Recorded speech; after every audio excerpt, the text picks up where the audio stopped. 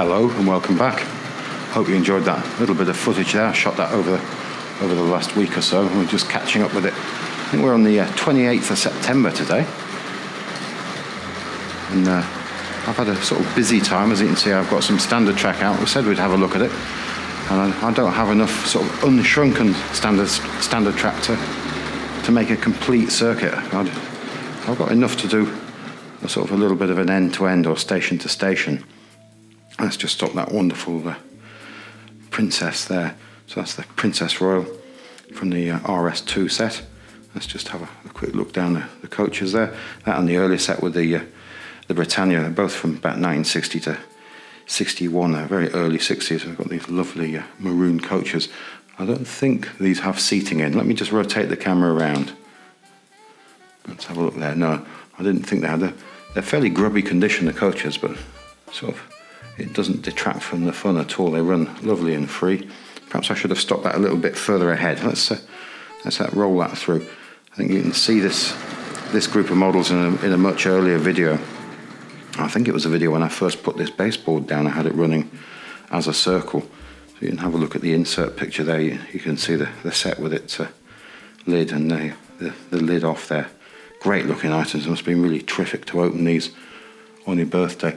Now she should smoke, but the part of the smoking unit is missing. It's an upright tube, and it's missing the pipe. So I've never got around to finding another one, but locomotive runs beautifully. And she's sort of fairly sort of played with condition. Does have a crack in the front buffer beam. So I think it's been, so I'll point that in the correct direction, it's been over cranked at some point. And there's a little bit of damage in there from excess heat, I imagine, from the smoke unit over the years. But lovely runner. It sounds great on the rails. So let me just rotate the camera around again, and then we'll have a look at this bit of end-to-end on the standard track. So I've managed to track down in the bits and pieces. I've got some standard track that hasn't shrunk or distorted. So this is later, I believe it to be possibly a polystyrene type base. We have a look there. We've got reasonably close connection there. So all of this track is theoretically in sensible condition. So I've got this nice early version of the 3F tank locomotive, or the Jinty there, Mark II couplings and a large BR symbol on the side of it. Let's go in a little bit closer. Very beautiful looking thing. Solid wheels and an early LMS coach there. So these variations of these were made, I think, between 1950 and 56. Short coach with quite a lot of wear on it. I think that should be in gold LMS along there. So quite a crude runner, definitely no seating in there. Tank locomotive probably with couplings like that. Sort of late 50s, 1958-ish with this BR logo on the side of it in that condition. So brass safety valve, screw down the chimney, proper toy train. It's also going a bit green through age.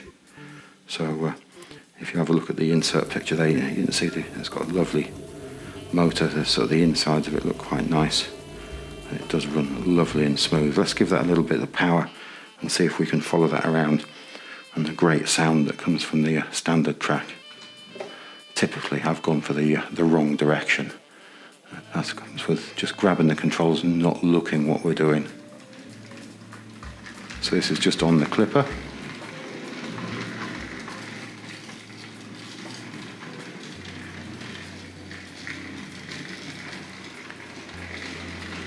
So one of those curves I'm a little bit concerned about. I don't think it's shrunken, I just think it's condition of track. Let's see if we can bring this to a stop, and that one's got some great gloss green paint on it.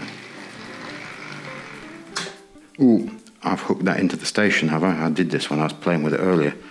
I reversed it straight in, and the hook attached itself to that window there. Let me just push this forward and see if we can... There we go. Let's run it the other direction. Let me widen this so we get a better overall view. I've gone completely the wrong direction, and we'll rotate the camera on the gimbal whilst we're at it. So let's go the other direction now. Had to think about it. I'm not looking at the controls again.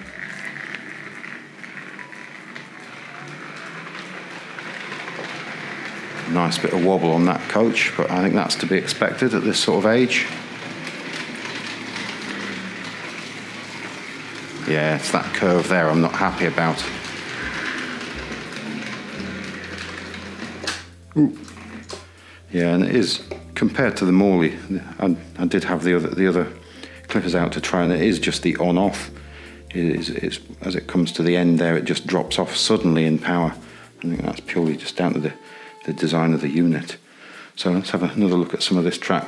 This one's had a hole drilled in it. And I've got a Series 3 type power clip. There were other ways of powering. Getting into these tracks, they had a power rail. We'll have a look at one in a second. So let's just pan gently around.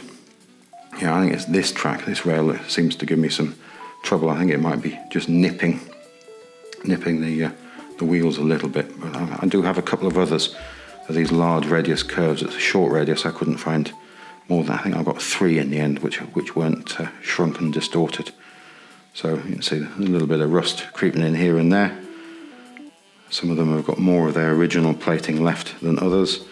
And some of them really have had an awful lot of use. That one's got quite a lot of plating left intact on it by the looks of it. So you can see the general condition. So I had hoped I had more of this. I was hoping to be able to use this bit more for an elevated section I've got in mind, but we'll see. Maybe have a look for a bit more. I haven't sort of collected it viciously. And this rail, this half curve here, is very, very badly affected. But again, a lot of plating left, but it's just been affected by a spot of rust, as so often happens with these things. And the plastic in very poor condition on this one. Again, there's a lot of pitting on there. And I did forget to get the buffers out. I'll get those out for next video. I do have some buffers which would have looked really nice there. Forgot to do that. So let's have a look at a couple of these pieces of track. So actually, let's have a look at the range of track. So I'm just going to pan round slowly over here. And here we've got this is a photocopy or inkjet print of the 1956 catalogue here. And it's got the rail sections. So I think this one, R.97, would have been an uncoupling rail and also a power rail. I don't know whether it had the TV suppressor in it, but this also was sold as a suppressor. There's a suppressor in there for the TV, I think. I think I've got that right. And we have a look down here. Yeah, R107, track with television interference suppressor. So in that lump there was a little resistor of some type to help interference or reduce interference on radio and television in the early days, I think. So again, the points changed quite a bit over the life of standard track. I think standard track was around from the early 50s up until early 1960s. I'm getting a little bit of flicker from the camera where it's trying to decide whether it likes daylight or the artificial light. It can't quite get the shutter speed combination right. It's in purely automatic, and then we get a change in the point work again. Again, some of these points were sold as electric, and they could be converted over to electric with an addition of a solenoid here, which I've got one. Well, we can have a look at the packaging. I don't think I'll wrestle it out of the box one-handed. And this later style uncoupling ramp or track, which was introduced into the later range. Yeah, that's the buffer. They're buried in the box. I can't get them out right now. So next video we'll promise to have those in view. So let's have a look at a couple of pieces of track. Let's bring these with us for reference, perhaps. And see if the camera will settle down. It doesn't normally struggle quite so much. Here we go. Here is the uncoupling rail. I've got a couple of these. This one's better condition than the other. Very similar to the Series 3 one. This one in the back here is missing. There's a little spring up there to keep the handle tensioned, and that's missing. I think it could be quite an easy job to make another one. Now, I didn't check whether these are misshapen or shrunken, but I think as it's a later design of piece of track, I think they may well be of a material which hasn't distorted, but we could definitely plan to get one of those in action. And here is the earlier type rail. See, there's a lot of action on there, isn't there? And you see the power could be introduced through these two little inlets here. And there, I don't know whether that was a TV suppressor or some such thing built into this rail. And you see this lovely sprung-loaded mechanism there. It really is beautifully crude, isn't it? You see the piece of metal protruding through the base there. So, I mean, even though these things have shrunken and distorted, and they nip the wheels, especially in the curves, they're just nice things to have as part of the collection. So, see some of these rails have tabs on the end, and some of them could be some parts of the rails you could replace them, like diamond crossings and parts of the unloading bridge and points, I think, had replaceable ones. So I do have a handful of replacement tongues, and some tracks it's moulded in as part of it on here, so that one's just snapped away, I think, on there. But let's have a look and see what else we can look over here. So that was what was that? Let's have a look. Let's have a look at this one. So there's the uncoupler rail. Number 2 is R.52 coupling rail. So we won't cross-reference them all, otherwise this will get rather dull. Let's just have a look. So I've got some of these lovely, what look like quarter pieces here. So not a great deal of plating left in evidence there, but you see the curve in the track there, so I think there's distortion definitely set into that. So I think there's only 2 or 3 left within that box. Let's just pop that back in there and have a look at the end of the box. So I know we've got more boxes, but sometimes boxes are part of it.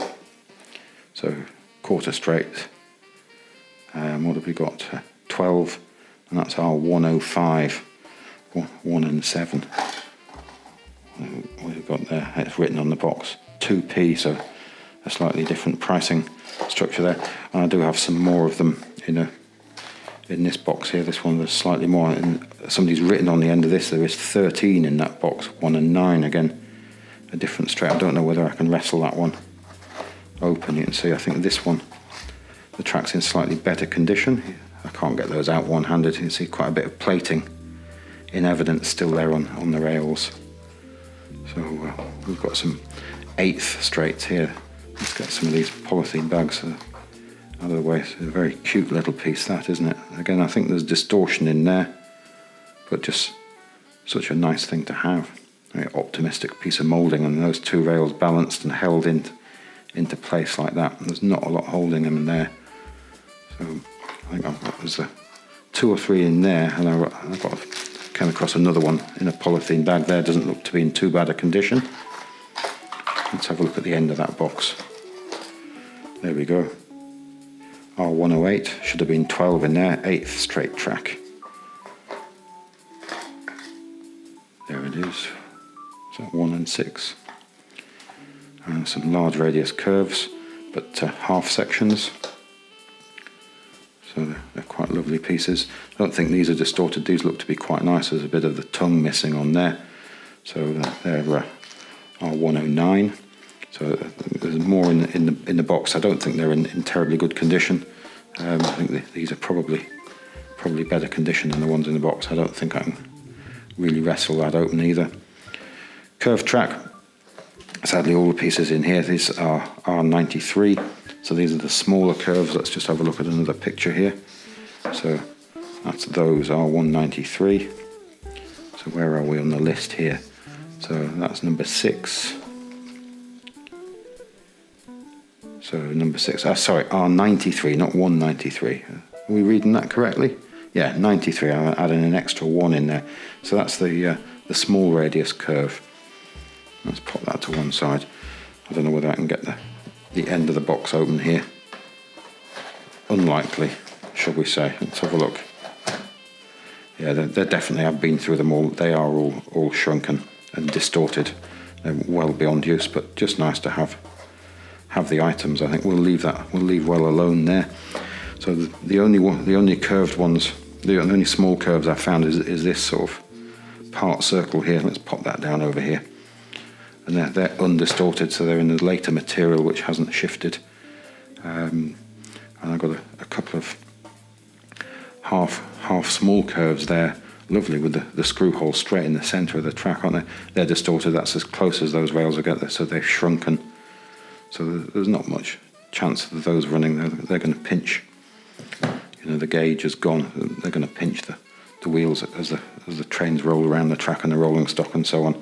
There's some degree of tolerance, but they're quite vicious. Again, there's a box of straight tracks, but these are all away. These are all distorted. So a nice price in pencil leather boxes. Definitely seen better days. Let's see what we've got on the other end of it. Yeah, R.52, 12 straight tracks. But I'm not sure that the period when they swapped over to using a material that was non-distorting, non-shifting. So I think the early ones are cellulose acetate, perhaps. So these are my last few straights, which aren't shifted.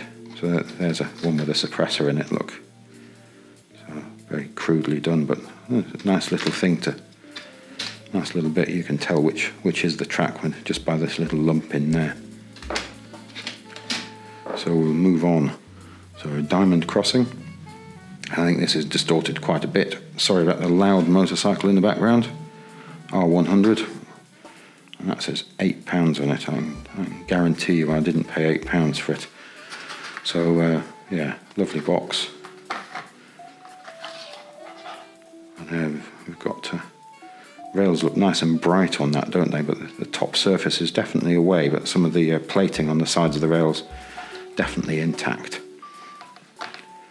And the points are in different variations and different configurations. That's an electric one with no lever on the side of it.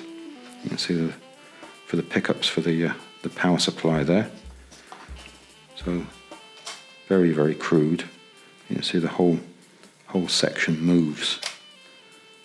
So I think the solenoid still works. And I have an earlier video where I'm playing with some of the Mark II ones, I think, with the later ones. I can never remember which is which.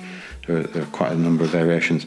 And here's one. You can see the bottom plate on here, how loose it is. So that gives you some idea of how much that has really shrunk, the base on there. So you've got to be very careful with these levers there. They're very, very soft plastic.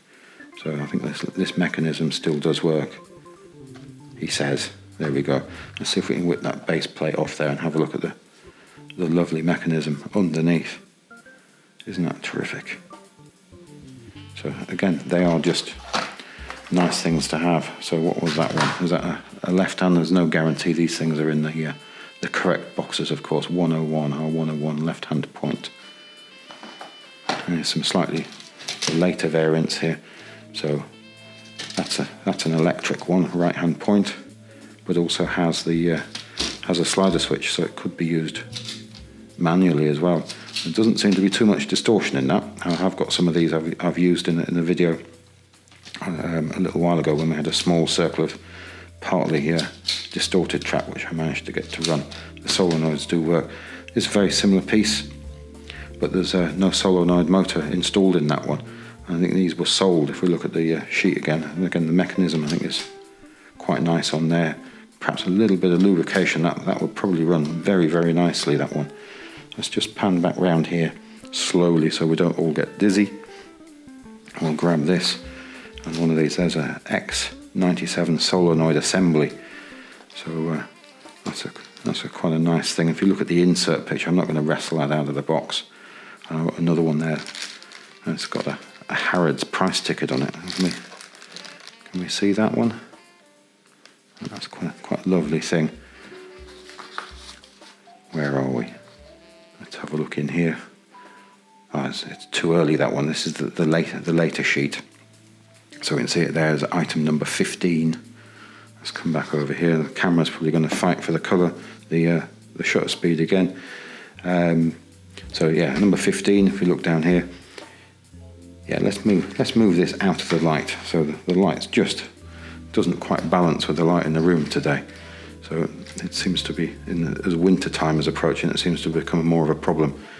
So 15 there, X97 solenoid assembly for converting hand-operated points 101 and 102 to electric operated. 15 volts again, excuse the poor reading there. So yeah, that assembly there would just fit within this point here. So that plate would move away. I've got some paperwork we'll just have a glance at in a second. Again, lovely, what looks to be a stainless steel or aluminium type plate on the back there. And then this, I'm not sure at what stage, but what year these were in operation, but again, that looks like it could have had, you know, the X97 solenoid assembly inserted into it and turned that into an electrically operated point. Isn't that wonderful? That switchblade there, all in one piece. I think that still operates. Let's have a look. Yeah, that still runs. And you see these great pickups, these connection points there. As mentioned, these or tongues which could have been replaced, and definitely on this set of points, and several we've just seen now, you can replace the tongues. So maybe it was considered better there. You can see there's a partially broken one there, and that bayonet fit into there. So I don't know whether it is on all of them. Yeah, that one as well has a replacement one. So definitely on the unloading bridge as well, which is of the period. So we really are rambling on a little bit now, but here's some of the point work instructions that came with the points here. So these show that very early one. Let's grab that there. So it looks like that. So somebody's painted that in silver. So just a lovely piece of paperwork. We'll just have a quick glance over that. And let's see if we can get out of the light where it's fighting. So electrically operated points. I mean, you can read down there. So, but lovely illustrations. Transformer, 15 volt output. Now you can wire up the multiple switches for firing multiple points. Again, I think that this illustration has cropped up elsewhere later in some of the literature we've seen. But yeah, quite nice, very soft paper. You can see it's got a lot of damage already. Again, I don't know whether you can hear the dogs barking in the background. So let's just grab this other piece.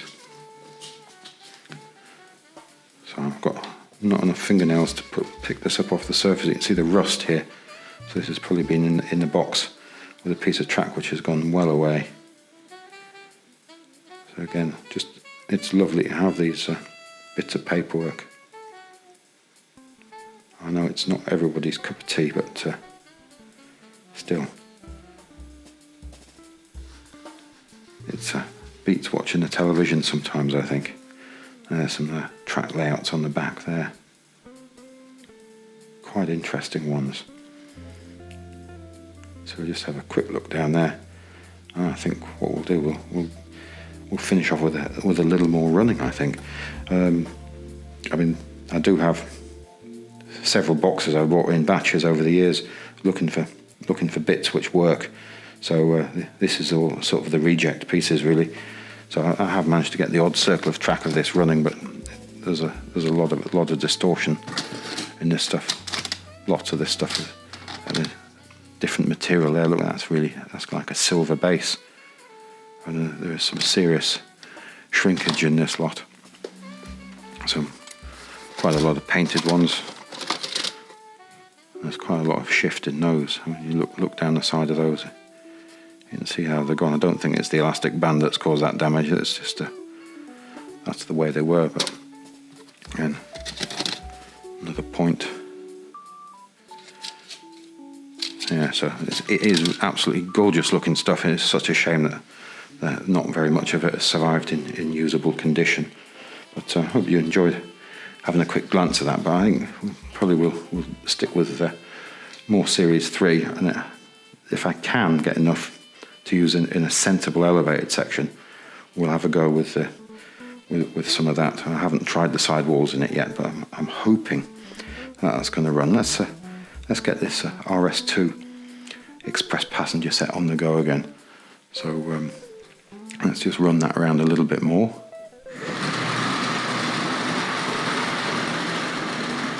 Oh, we could just have a look at the box lid. I think I showed it earlier in the video.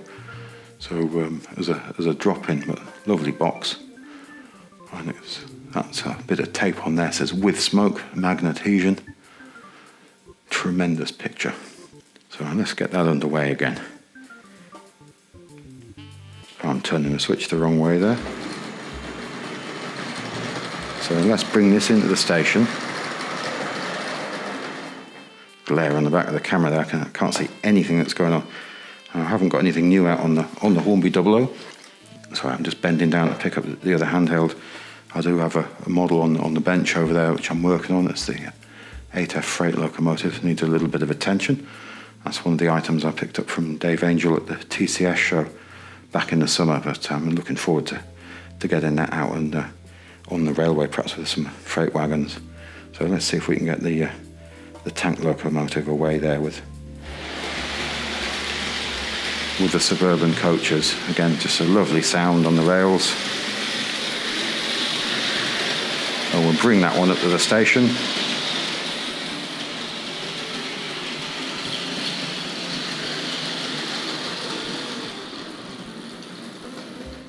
There we go, and I think we'll just finish off one last go with the little tank locomotive on the standard track. So, which direction are we going to go? I think we'll go in reverse. Let me tighten this up again. We'll spin it round, and then we'll just tighten up a little. So, let's get a little power on there. Again, every time.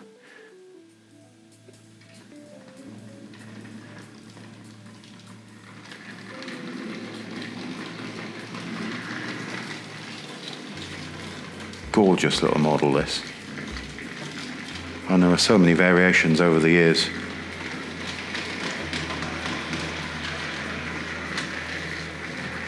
Actually, I'm going to look behind me to see what I'm doing now. And we'll stop. Well, I've almost hooked it up with the station again. Perhaps just have a quick look at the box. Yes, yet another box. There we go. So R.52. Class 3F tank loco, lift-off lid box, brown cardboard inside. Will not open it. I don't think there's a price on there. Let's have a look. Or is that a price? No, it's not. It's just where the label's been damp. But no, there is no pricing on that box or paperwork, sadly. So one more go with the 3F tank locomotive, I think. So let's go the correct way this time. But I think that's probably it for this time. Thanks again for watching. Goodbye now.